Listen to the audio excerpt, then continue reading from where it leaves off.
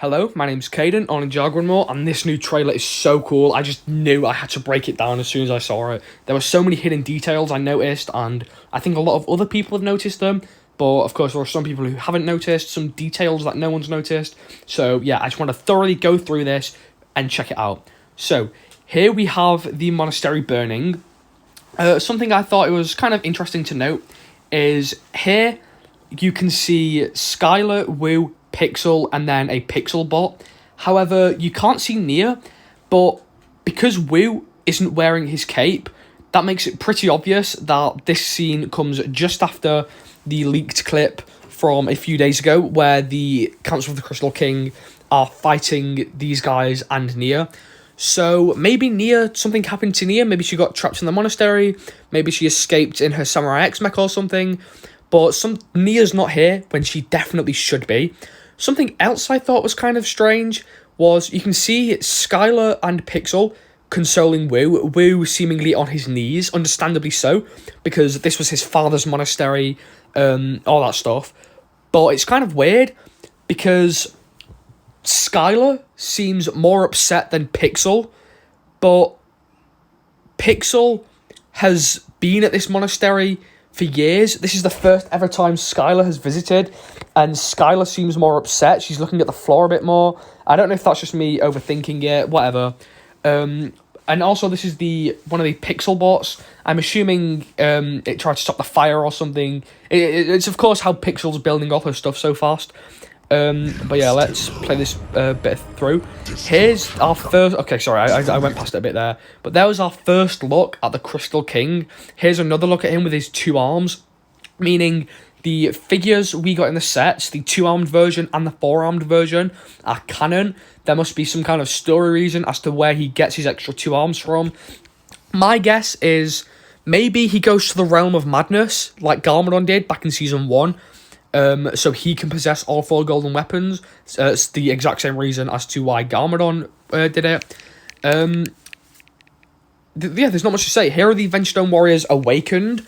Last time we saw them was in episode 12, where Lloyd, disguised as the mechanic, walked through this corridor, but they were all turned to stone. Here we can clearly see they are alive, they're animated, and the Crystal King here is looking over them. One thing I thought was interesting to note was this Crystal King figure, his horns are the same horns that come on the four-armed version of the figure. Oh, actually, this is the four-armed version of the figure. Okay, he looks a lot shorter. Sorry, that's my mistake. Yeah, this is the four-armed version of the Crystal King. It doesn't look like it because his arms are the same colour as the stairs behind him. But yeah, there's the Crystal King. They're all saluting him, I guess. Kind of reminds me of a certain German dictator. Here, we've seen this clip before. Yeah, we've got all this before. Here he's using some form of electricity. This could be where he turns into the Crystal King set, the big mech that we got. I think that may be likely, but I don't know how he'd get out from here when he's that big. But yeah, there's his zapping and all that. And, oh, okay. So this is my assumption. However, they do edit these trailers weirdly to throw us off. There's a possibility that he was, consuming loads of energy and he's releasing it all, similar to what Lloyd tells Garmadon to do just a bit later on in the trailer, sorry. And this could be the Crystal King sending out a big wave of energy, crystallizing all of Ninjago City. That looks really cool. There, his temple thing is floating above Ninjago City, crystallizing what looks to be a tower. I don't think it's Borg Tower, although it very well might be. But I'm fairly confident it's not Borg Tower. Here, the ninjas seem to be in some sort of rural place. They're on the bounty. There's Nia in a Samurai X costume, Wu with his cape. There's a chance they may be on the island of the Keepers. However, I think that's very unlikely because we can see the Crystal King's temple, and in the other trailers and stuff that we've got, the Crystal King temple is either above Ninjago City or above the farm place where we see the ninja in the opening of Seabound. So yeah, I think that's just some part of Ninjago City. Not Ninjago City, sorry, the outskirts of Ninjago City. This scene is really cool. So it's, of course, after the city has been crystallized. My guess is, from the box art of the sets and from the leaks and stuff, we know that citizens of Ninjago City are going to be getting crystallized, kind of like the Oni did in March of the Oni. So my guess is entering the darkness, entering the crystals like this, for whatever reason, would cause, crystallization, whatever you'd want to call it. This would cause you to be turned into crystals. And I'm guessing Garmadon and Lloyd are immune to it, maybe because they're Onis, maybe because they are, I don't know, for whatever reason. Maybe because Lloyd's wearing gold, I don't know, but I think these two have some sort of immunity to it. They're in a library, it seems. This could be the monastery after the Overlord's taken it over. The Overlord's the Crystal King, by the way. Because in this scene, you can hear Garmadon. You can't hear it in this video, but Garmadon says the only way to defeat the Overlord is to blah, blah, blah. But this is either the monastery after the Overlord's taken it over and crystallized it, or this could be the library of... Oh, I'm not sure the name. The one from Season 5 where the Scroll of Air Jitsu is originally kept, and also from the opening of Season 8 where Jane Cole are. I'm sure you know what I mean. But I'm not quite sure. This could just be a random library in Ninjago City. That would also make complete sense. Let's just play this. Here, really cool scene. You can see the only Garmadon figure we got in the Samurai X set. So much more powered up. He has wings and he's shooting out purple energy. And he's fighting the Vengestone warriors. He looks so cool. He's tanking so many hits. And that was in the middle of the street in daytime, so I don't know what that's about. Here we have Lloyd and Wu. Wu is telling Lloyd he needs to embrace his Oni side. Quite a sad scene, because Lloyd really does not seem happy with that. You can tell Lloyd really does not want to have to embrace his Oni side. That's kind of sad. You can see there that's when he hears Wu say you need to embrace your Oni side. This is the Council of the Crystal King taunting Lloyd. You can see Harumi there tying him up. That looks painful. That looks horrible. And, of course, I can't remember exactly what Harumi's saying. I don't have sound on. But I'm sure she's saying something to taunt Lloyd. I think it's something about his father. And you can see there the rest of the Council of the Crystal King. Their weapon choices actually make complete sense. We have the mechanic with Zane's Shurikens of Ice. That is because in Prime Empire, of course, Zane and the mechanic didn't enter Prime Empire, so they had their little scuffle with, Zane the Pain. So yeah, they're kind of arch nemesis. The Skull Sorcerer holding the Scythe of Quakes, of course, makes complete sense, because Season 13 was Cold Season, and that's when the Skull Sorcerer was the main villain. Asphera holding Kai's Sword of Fire, of course, complete sense. Makes complete sense. That is, Asphera is the character who stole Kai's firepower. And Pythor holding the Nunchucks of Lightning.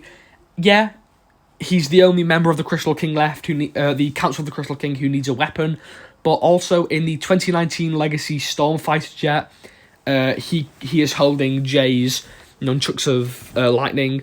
So yeah, all that kind of makes sense. And we did see this in the leaked clip, but we can see here the mechanic has reunited with the Council of the Crystal King. Previously, Lloyd had taken his place, but we knew this a few days ago anyway. But here we can clearly see the mechanic is on board with them. They're all a big group, and yeah, they are more powerful than ever, I'm assuming. Just like your father. There, she's taunting him, calling him like a little version of it. Not a little version, but saying he's a mirror version of his father. And of course, we know that is Lloyd's biggest fear. As we saw, sorry if you can hear a plane going by. As we saw in Season 11, Lloyd's biggest fear is becoming his father. And this is something Harumi loves to do. She's taunting Lloyd, she's making Lloyd feel insignificant. And somehow she knows that his biggest fear is him becoming his father. And she's using that against him. And you can just see how scared he looks. I am nothing like and then he's saying here he's nothing like his father, which is kind of sad, because if you see here, Lloyd really should want to be like his father. This scene shows Garmadon fighting to protect Ninjago. I would want to be like Garmadon. If this was my father, I would want to be like him. Of course, not in the past seasons when he's done bad things, but in clips like this where Garmadon's being a hero, Harumi saying Lloyd is becoming like his father. It's kind of like a compliment. She doesn't even know she's complimenting him. So yeah, I thought that was something interesting to note. There, he gets 4 arms and he's super powered up. This scene is super cool. He destroys... Sorry, I know the play button thing was in the way. He absolutely destroys a Crystal King dragon. I'll just play it here so you can see. That just shows how angry and powerful Garmadon is. I think that is pure rage flowing through his veins for whatever reason. Yeah, he just demolishes the dragon. It's super cool. Here is Garmadon teaching Lloyd how to become an Oni. He's saying, you must bottle up your anger and unleash it all at once, or something like that. It's a super cool scene. And there's his helmet he wore as Emperor Garmadon. And then release it. There, we've had this clip leaked a few days ago, so not much to say about that. There, another bit of mystery, and Lloyd, they have a bit of a scuffle running down the corridor. Here we have Wu sensing danger, or not sensing danger, sorry. He's saying that they are not ready for this, and then we can see some innocent people getting bombed. These are villagers. I think they're from the same... So here's my theory. I think they're from the same village that we saw in the opening of Season 15, Seabound. And that kind of links to what I was saying before about how I think the Crystal King's temple is just above this village on the outskirts of Ninjago City. Yeah, I think that probably makes the most sense. Yeah, and here we can see the same mountains as we could see in Seabound. Here's Jay's bike revving down, presumably trying to save the people. I do think this is on the Island of the Keepers. Either that, or it's in Hiroshi's Labyrinth in the jungle from Season 3. And this is quite a confusing scene. We have the bounty here. We have Lloyd running towards the bounty, and he's being pursued by Harumi. He makes that insane jump, and Harumi does not follow. And of course, he almost falls, but Nia catches him. Then we have the Skull Sorcerer with a crystallized Scythe of Quakes swooping down at Lloyd, I think that was. Yep, shooting crystals at him. Here we have Cole and... Could you see that? I'm sure you already know who it is. I can't show, but it's Racer 7. There we go, from Prime Empire. Cole and Racer 7. There, we can also see Vinny of NGTV News. Can you see him on the right there? There we go. I can't really zoom in. Vinny of NGTV News on the right there being attacked by one of the dragons. Hopefully someone can save him because I do love Vinny. And Cole here, he's wearing his golden armor. So, yeah, I don't know where he's got that from. But you can see there's 3 dragons in this shot. One attacking Vinny, one shooting Cole and Racer 7, and one in the top left, I think. So there's 2 or 3 dragons. And yeah, Racer 7 makes a return. There we have Lloyd doing a backflip kind of over all 4 of the crystallized golden weapons. And we can see some kind of power surge going on there. Here, people are loving this. This is Golden Lloyd. So it's Lloyd wearing his golden Oni suit without the Oni mask. And he's got a black mask on. A golden mask on, sorry, with a black bandana thingy. That is the same mask that Cole uses in the crystallized sets on his golden figure.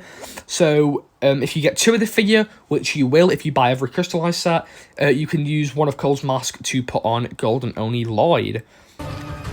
You see there's dragons attacking the bounty, I think. And we have Wu there doing spin jitsu.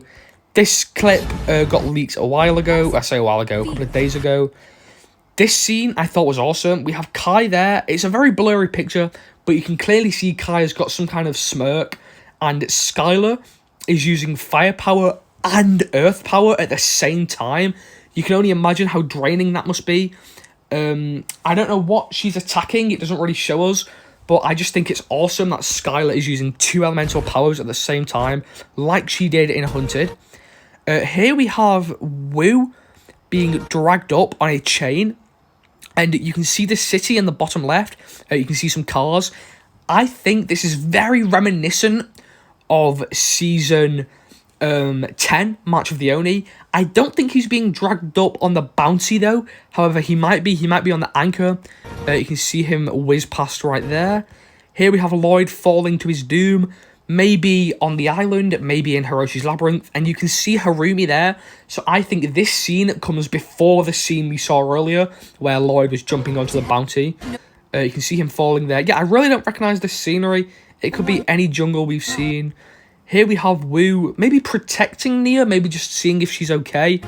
They both look very concerned. And, oh, okay, here's my theory. Was Wu wearing his cape? That's how you can tell if it's from a battle. Yeah, look, Wu isn't wearing his cape, so I'm guessing this is during the battle of the attack of the monastery, where the mechanic, Pythor, Asphera, and the Skull Sorcerer attack the monastery. I'm thinking this is just after when the leaked clip ends, where Pythor absolutely destroys Nia. He hits her so hard. I'm guessing Nia falls, they all rush over to Nia, or Wu rushes over to Nia. That gives the bad guys an upper hand. They take the weapons. You can see some purple light emitting from the back there if I play that. Hey, wait, you couldn't really see it. But yeah, I'm saying Nia just got destroyed by Pythor. Wu's checking up on her. That's giving the bad guys a chance to win. We have Jay there on his Golden Dragon motorbike, whizzing through the crystallized city in his Golden Dragon attire. I just got you back. This clip is just from the previous episodes, from where Nia becomes a human. Nothing too interesting there. Here we have the Temple of the Crystal King floating above a crystallized Ninjago city. Pardon me. Above a crystallized Ninjago city with Zane's Dragon Jet, Golden Dragon Jet, whizzing around it. Zane's like, oh, mayday, mayday. Because a dragon has landed on him. These dragons look super intimidating. Yeah, they look very, very powerful, which I think is a great, great feature. Here we have Wu flying through the city on his own. No aid of Chompy or anything, with some homemade wings, that seems like. They are not Shintaro wings. They are kind of similar to the wings of Garmadon. Maybe Wu realises he too has Oni blood within him, and that Oni blood allows him to grow these wings. So he's flying, avoiding the weapons, or the purple power shooting at him. And you can see here, he is wearing the golden armour that he comes with in the sets. I don't think this is the dragon armour. It doesn't really look like it. But whatever the case is, there's Wu flying through the sky, avoiding purple. Here we have some of the ninja. The sky here is grey, so I'm guessing the city is under attack, but this is before the crystallization of the city, because there's no crystals on the streets or anything. Kai's car here looking powered up. They run some Vengestone warriors over, and if you notice there, we can see Vinny holding a camera. So either this scene comes just before Vinny is attacked by a dragon, or it comes just after.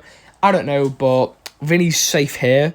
There we go, we have some ninja running them over. Here we have the bounty being destroyed. It's on fire, and if you noticed, you can see Lloyd and Garmadon both look scared.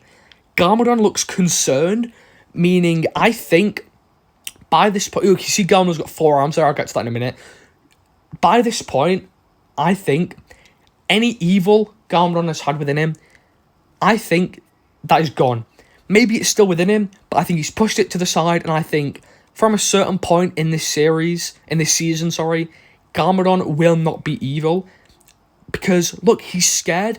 Whether he's scared for Nia's life, or he's scared for, the ninja losing their second and only other base, the bounty. But he's scared. He's upset. He's got wings, so it's likely he's going to swoop down and save Nia. But this bounty, this scene of the bounty being destroyed, it comes in the same season as the monastery burning down. The ninja have no home, so I think they are going to resort to the Ninja Dojo temple that we got for the core wave. That's just my prediction, because they're out of a base now. They have no base.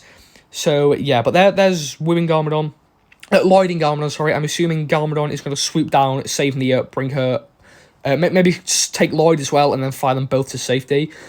Garmadon having 4 arms, I believe Garmadon is going to be able to willingly switch between having 2 and 4 arms because he changes a lot during the trailer. But yeah, I do think Garmadon is going to be able to choose the amount of arms he wants.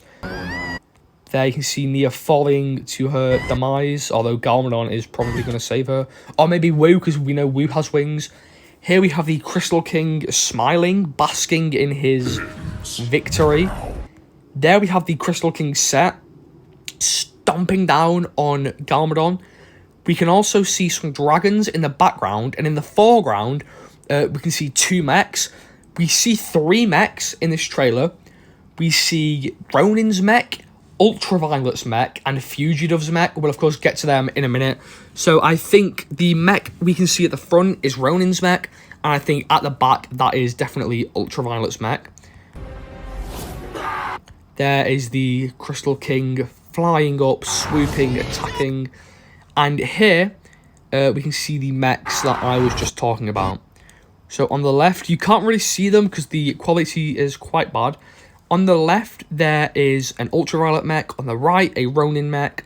Swooping down from the top, you can see a Fugitive mech. Finally giving him the power of flight, which I'm sure he has absolutely dreamed of. There you go, you can see the Fugitive mech.